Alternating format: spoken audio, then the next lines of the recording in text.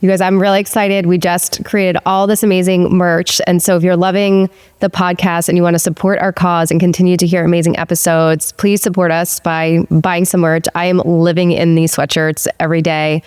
We have a range of colors. We have hoodies, we have mugs, we have hats, we have journals. We have all of the things, and I love having them on because it's just a reminder to quiet the clock, to slow down, to like let life unfold and be happy. So there's meaning and purpose behind wearing it too, which is a nice reminder. So check out our website, quiettheclock.com, to get your merch. I just figured my body is built for this. It's definitely going to be positive. So I came home, I took the pregnancy test, and really to my shock, it was negative. I immediately fell to the floor crying. I was so devastated. And I was with my sister, but in that moment I just wanted Rob, and he wasn't home yet. So when he got home, we were together kind of managing that. But this time of year, day after Thanksgiving, was the start of this journey for me.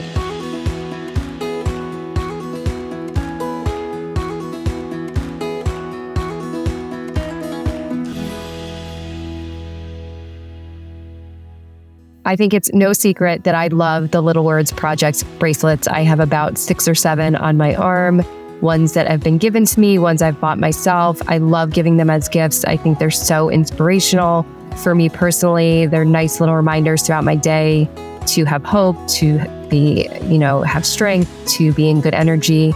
I just love the bracelets so much. I love giving them. I love receiving them. And if you want to check them out and you want to give it as a gift or get one for yourself, you can use our code QTC for 15% off your first order. Welcome back to this episode of Quiet the Clock. I'm going to be doing a solo episode today. I'm a little sick, so bear with me. I previously recorded a solo episode all about my relationship journey, my path to understanding my attachment style, sort of what I was doing to get in the way of my own dating. I walked you all through every relationship I've been in, what I've learned from each of those relationships, and how all of those experiences supported me finding my current partner. Then that went off to editing and there was no audio. So we are back to re-record, but I'm feeling drawn to talk about something else today. But I will definitely redo that episode because I think it's a fun one. It's an informative one. It was interesting to record it because as I was speaking to all my experiences, all my relationships, I noticed even more patterns and things more closely. So I will definitely re-record that one and get that out to everybody. But what I wanted to talk about today is gratitude. Shocker. It is the week I'm recording this, the week of Thanksgiving. This will probably come out, I think, sometime in December. So I always feel like this time of year is reflective. It also brings up a lot of emotions. It definitely, it brings up a lot of emotions around timelines and societal expectations. I know it can be really hard to be single during the holidays. I was having this conversation with somebody the other day where the holidays were really the hardest time for me when I was being single. One, you're getting all the questions from family members. And two, it's just a hard time of year to feel alone. So I think the holidays I know the holidays bring up a lot of stuff, and it's bringing up a lot for me. And particularly this time of year marks almost a year. I don't know if exactly to the day of the start of my secondary infertility journey. Just to back up, last November, we started prepping for our first transfer. And the day after Thanksgiving was when I got the blood result. And, I had gone back and forth about how I wanted to find out my results. I know some people that had done transfers will do a pregnancy test before the blood draw. And I kind of toyed with the idea of doing that if I would kind of know before getting the blood work. What I decided to do was, and at this time I was working with a place in the city. So I drove from Rockland County the day after Thanksgiving, because that's where we spent Thanksgiving, to the city to do my draw. I drove home and Rob and Dean were not home yet because they were still in Rockland, and I decided to do the pregnancy test after the draw. And, the way that I had my son, how easily I got pregnant at 39, had a really great pregnancy, no issues. I just figured my body is built for this.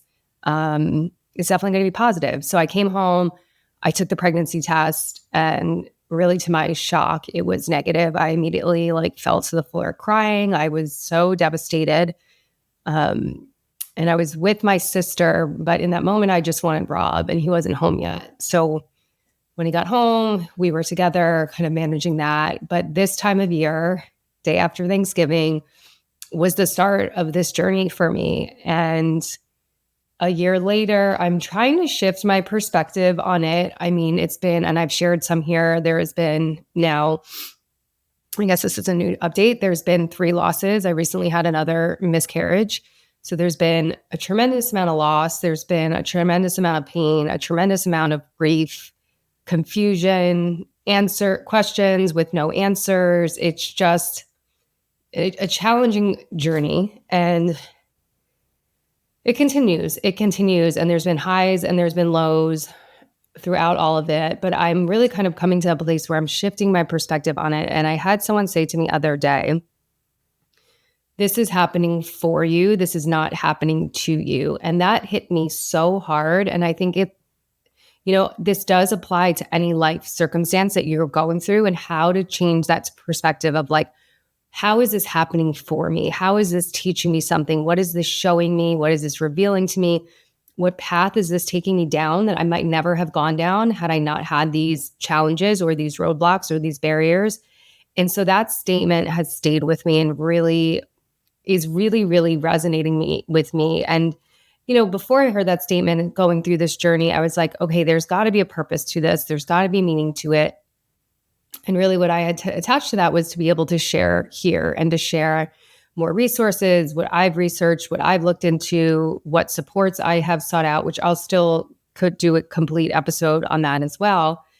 But what I realized is there's this whole wake up call to myself, that I don't think would have happened if I didn't have this experience with secondary infertility.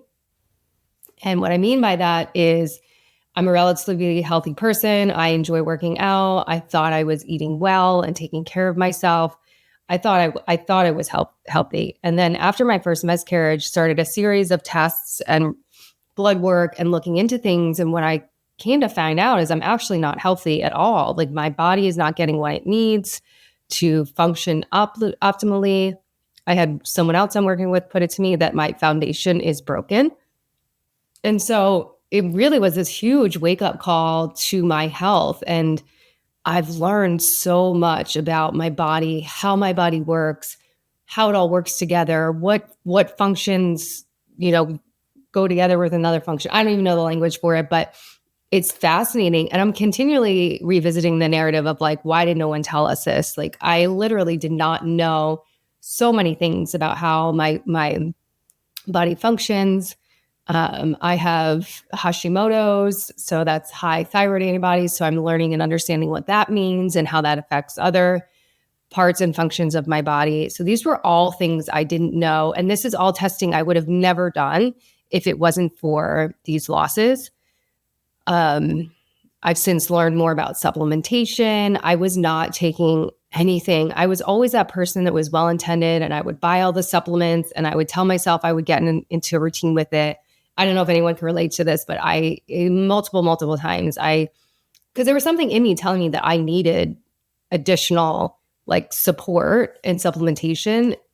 And again, so well-intended, I would buy all the things. I would probably take it for a couple days, and then I would just fall off. And literally this morning, I have a handful of supplements. I'm like, wow, I cannot believe how consistent I've been with this, how many things that I take, how often that I take them. I'm taking different things 3 times a day. So that's something that never before was I consistent with, was I motivated to stick with, that I even understood what I was taking or why and what it was doing for my body. And so that's also something I have learned through this journey. I also am coming back to myself in a way that I've never done before. Life gets really busy. I have a toddler, I have 2 businesses, and I left little room for myself. I left little room to slow down, to manage my stress, to regulate my nervous system, to get outside in fresh air. I just was not prioritizing those things at all. And, I think another societal expectation, especially if you're in like a city area, is it's hustle culture. Like, and, we get on social media and then it's comparison. It's all the things that we should be doing and all the things that we should be working towards. And I really think this creates this dynamic where we're not slowing down and tuning into our own body. And I was at a wellness retreat, a 1-day retreat, which was amazing. And I was talking to one of the women who does a lot of breath work and yoga. And I was telling her my fertility story, my fertility journey. And she looks at me, she's like, it's all stress. It is all stress. And what I'm learning is like the connection of stress to cortisol and what cortisol does to your body, what inflammation does to your body. And I believe it. Like, I do believe in all of that. I do believe that the way I have been moving through the world and showing up each day is very like fast paced, is high stress, is a running to-do list, a running checklist. And all of this is really forcing me to slow down, to be really mindful of boundaries, of really mindful of my time and my schedule. I wish I could show you guys my calendar. Maybe one day I'll post it. Let me think about how that might work. But it's packed. It is jam-packed. And as an entrepreneur and business owner and my own boss, I'm like, why do I do this to myself? I keep packing out my schedule and my calendar. And I'm like, why am I doing this to myself? So it's made me really stop and reflect on what I prioritize. How am I taking care of myself? Were the ways that I was taking care of myself actually serving me? And the answer that I know now to that is no. I'm spending more time making sure I get outside and walk, that I do some sort of meditation or just slowness and more stillness. When I was at this retreat, there was a quote that says, the quieter you are, the more that you hear. And I think this is part of the problem for all of us, is that we're just racing through life. We're comparing ourselves to others. We're judging ourselves. We're feeling bad. We're working towards the next goal. And we're really not taking care of ourselves. And really, I encourage everybody to really stop and think, how am I taking care of myself? What is that looking like right now? And is that serving me? And I have to be really honest, without this fertility journey, I would have not changed a single thing. I really wouldn't have. I thought I was living a healthy life.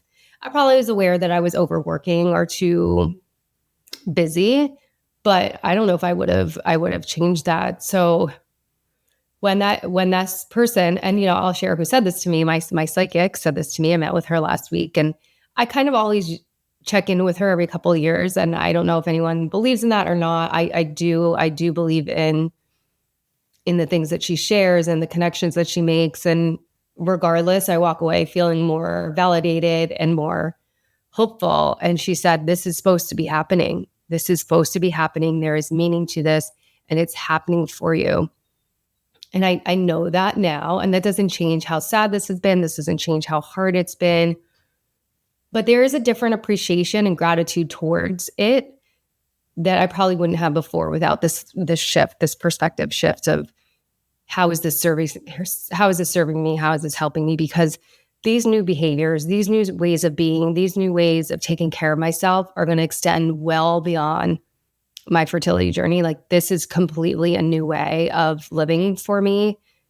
I mean, I could try to list off all the things that we've done. I mean, I've changed all the household products in our house. I think there's probably some more to change, but I've really started to educate myself and get more well-versed on toxins and products and what's healthy and what's not, like what is in our environment, what is in our home that not only serves me, but it serves my entire family. And that's something I'm going to carry on forever now. I've gotten more well-versed in what's in our food, how unhealthy some of our foods are, how toxic some of our foods are. And it's just an overall revamp that is going to serve us so well. and my son. Everything is about my son and hopefully a future child. And, this is so much bigger than this year. And I also am trying to look at it as, when I say it's been a year, it feels very long, very hard, very sad. But when I think about it in the grand scheme of things, I was like, this 1 year is going to be a blimp in my life, just like other years or other sad moments in my life have just been a blip. You go through it, you learn so much, you grow from so much. If you let yourself, if you have a perspective shift like I'm having, and then when we look back, it's just like one sliver of our lifetime. And I think that's a helpful reminder that we get out of these times, we move through these times, that they don't last forever, and that they do have something to show us. They do have something for us to learn. One of the other things my psychic had said is, and I know this to be true, I feel this, that I've been so disconnected from myself, and this is meaningful and purposeful for me to get reconnected to myself. And I felt that, and I don't think you can go through any fertility journey without feeling disconnected from yourself. But I think what she meant, and I think I know that she meant, it was happening before that, this disconnect from self, and really healing myself, getting grounded, refocusing on myself, how I take care of myself, and priorities. And so it's been a really huge, it's been a huge recalibration of life and health and wellness and healing. And I'm excited to continue that journey. I'm excited to learn more about, healing my nervous system, healing past traumas. One thing I've been hyper focused on is just energy and energy work and safeguarding my energy and moving out any bad energy. And these are things that I was never, kind of knew about them, but I was never entirely intrigued by them. And when I was at this wellness retreat, it was led by two women, older women whose longstanding careers in this work. And I just see the benefits. They're tremendously grounded, in shape, healthy. And I just have this vision of myself of carrying all these habits well into forever, the rest of my life, and hopefully passing down some, behaviors and modeling something really good for my son.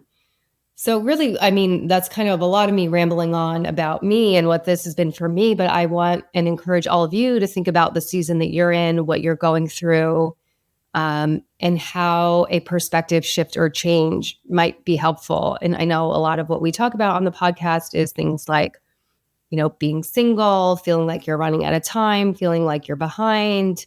Of course, we're going into a holiday season where there's lots of questions. If you're single, there's lots of questions about when you're going to have children, all these inappropriate questions.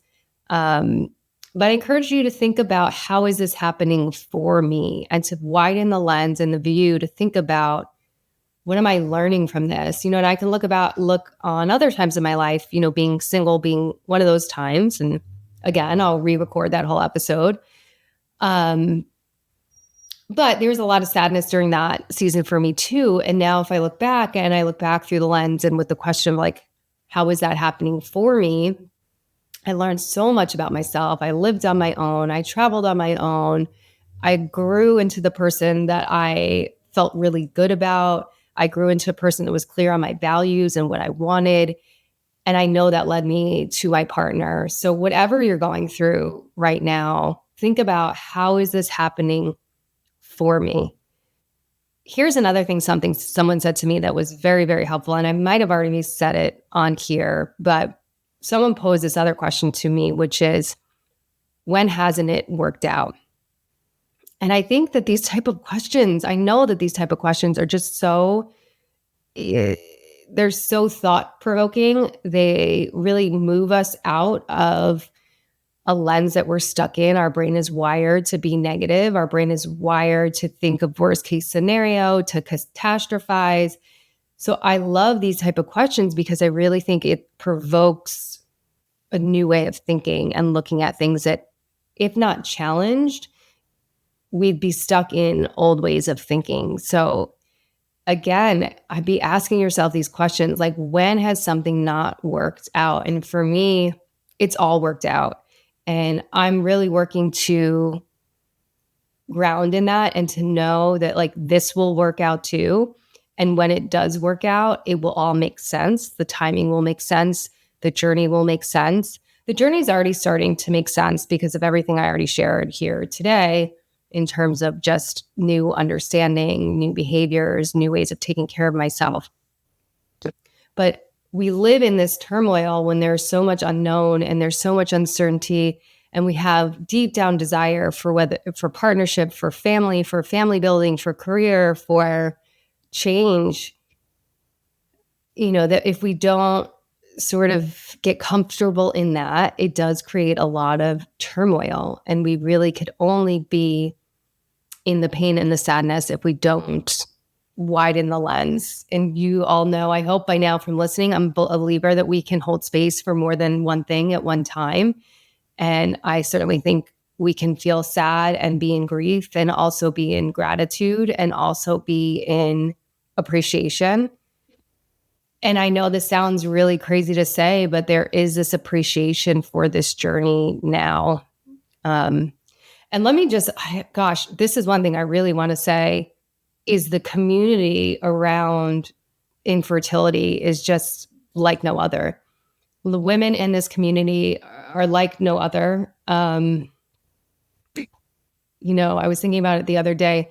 It's never a club you want to be in. No one really wants to be in this club. I don't wish that on anyone, but man, if you are, there are so many incredible communities out there. There are so many amazing women out there that just want to help, just want to support. I have learned so much through other women who have been through this, and their generosity and support has been amazing. Some complete strangers on Instagram. One woman on Instagram, I hope she's listening. I hope she knows who she's talking about, has helped me so much to understand like my thyroid. And she put me in touch with a functional medicine doctor, and her help has been so meaningful. I cannot thank her enough for steering me in this direction to get more support that I desperately need. It's an incredible community, and so much love and so much support. And regardless if it's a fertility journey or not, we need that. I still am a believer in that. It's crazy to think that we're almost 5 years out of COVID, and I still feel like there's so much disconnect. So that's another huge takeaway from this journey, is that there is this incredible community out there that, oh my gosh, let me say something else about women that go through fertility journeys. They are freaking so resilient, so smart. Like, I think some women know more than doctors at this point, because when you're on this mission, there's no stopping you. You will do anything. You will research anything. You will find the resources. You will figure it out. And it's incredible what women do when they're in this journey. And it's incredible that we have to do it because we're just so misled and so misformed so many times. That's a whole other tangent.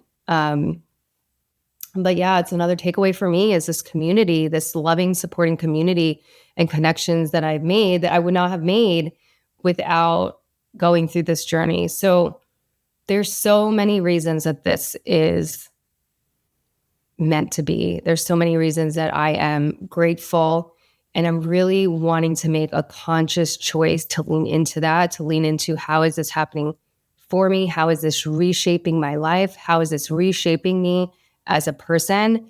And that's not easy to do. It can, again, get really easy to be in more of victim mode. Why me? Why is this happening? Is this ever going to happen for me? It's happening for everybody else. I think all of us can relate to those narratives that come up. Again, not just in terms of fertility, in terms of anything. You open up Instagram, you're constantly comparing to other people's careers, other people's trips, other people's families, other people's holidays, other people's partners. And it can just be such a slippery slope. But it really is a conscious choice to think differently. It's a conscious choice to look at things differently. And part of what helps to do that is the things that I'm working on too, which is slowing down. Again, the quieter you get, the more that you hear. So I also encourage everybody to just try to slow down a little bit, whatever that might look like. If that's going for like a 20-minute walk, if that's sitting quietly in your house without any like electronics or anything that's distracting. I think it really does help get clear on things. I think it really does help create space for another perspective, another lens, another way to look at things. So it's not kind of the season for that, but I do think that we can always find moments to do that. You know, we can always have a laundry list of excuses for why we don't do things. But sometimes that's all they are, is just excuses. And one thing you can try to ask yourself is, what is my resistance to doing the thing, to slowing down, to making more time, to saying no, to setting boundaries? Like, why am I struggling with that? Why is that so hard for me? And, this is the work I encourage all my clients to do, is just don't stay at surface level. Dig a little bit, get curious, get curious to understand what's coming up for you, get curious to what you're saying to yourself. Again, it's kind of everything the podcast is about is, whose voice is this? Who's telling me I have to be married by this age? Who's telling me I have to have children by this age? Is this my voice? Is this actually what I want? And if we don't slow down and gain some clarity and quiet the noise, we might be misled by other people's desires, other people's expectations. And we might be in these seasons where we feel really bad and we feel like things are happening to us and not happening for us. So if you're out there and you're single, how is that happening for you? If you're struggling with dating and not finding the right person, how is that happening for you? I look back on my dating experience and I can say I know why things were happening for me, because there needed to be a moment where I stopped, reflected, understood what I was doing, got me prepared and in a place to receive the partner I have now. So I see now why that was happening for me. And it's been an incredible shift for me. And I want to offer that to everyone here, is look at what's happening currently in your life, what you have, what you don't have, and ask yourself, why is this happening? How is this happening for me? I think it's really easy to look at all the great things and be like, yeah, it's happening for me. This is great. This is happening for me. I'm successful at work. I've got this great place that I love, and I think it's really easy to look at the positive things in our lives and say, oh, that's why that's happening for me. But it's really more challenging when you have some difficult things going on. And we really want to move out of sort of victim mentality, why me mentality, and understand, okay, like, how is this serving me? How is this helping me? What is this guiding me to? Another saying I love is, God's rejection is actually protection. So I'm really, really fully starting to believe that there is always purpose into wherever we are on our paths and our seasons. And it's just a matter of how we look at it, how we let it shape us, how we let it help us grow. And again, sometimes the choices are intentional and we have to slow down to actually know that there's a choice. Sometimes we might feel like we don't have a choice. It's not within our control. And some things aren't, but the way we look at things always are.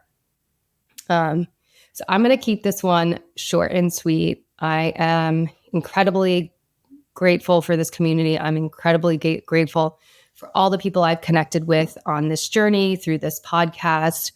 I'm incredibly grateful to be in a place to receive and to hear these prompts and these questions from other people, because they've been so helpful to me. So I hope, to everybody listening, that they are open to receive these questions, open to start to ask themselves, how is this happening for me? When have things not worked out? And see how that shifts things for you. See how that changes how you feel every day. I know that I have been feeling a lot lighter, a lot calmer, definitely a lot more present.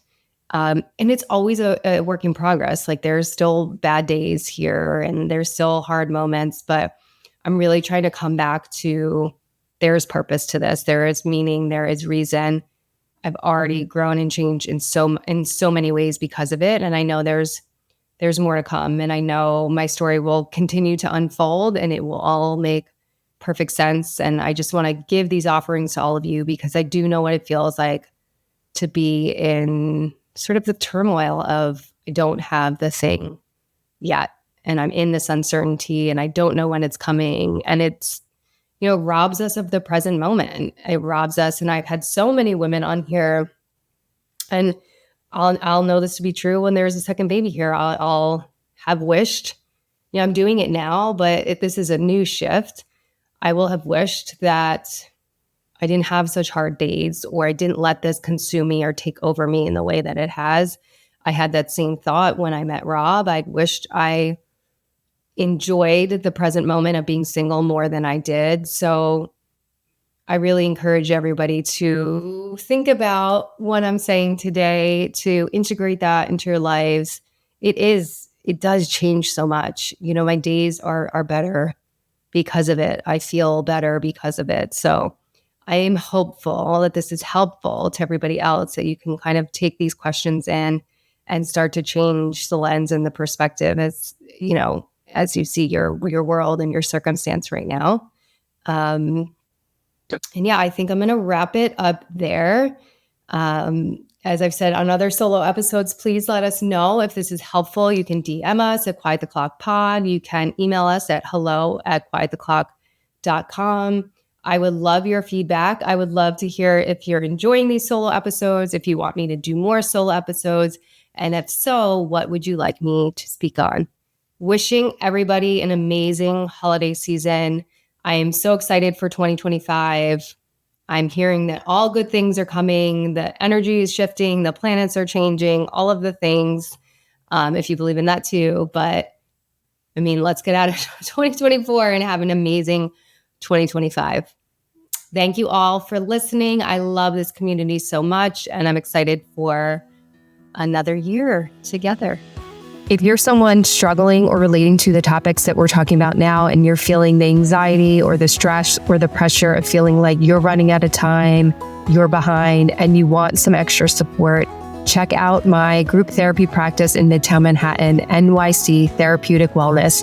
We have an amazing team of clinicians ready to support you in your journey, to help you feel more grounded, to help you feel more grateful, to help you feel like you're just exactly where you need to be. So check us out at www.nyctherapeuticwellness.com. Hey guys, I'm Beth. Thank you so much for tuning in to Quiet the Clock. If you want to hear more episodes and learn more about how to dismantle societal timelines, live life on your own terms, live life fully and authentically, subscribe to our channel on YouTube, and you can also follow us on Instagram and TikTok at Quiet the Clock Pod.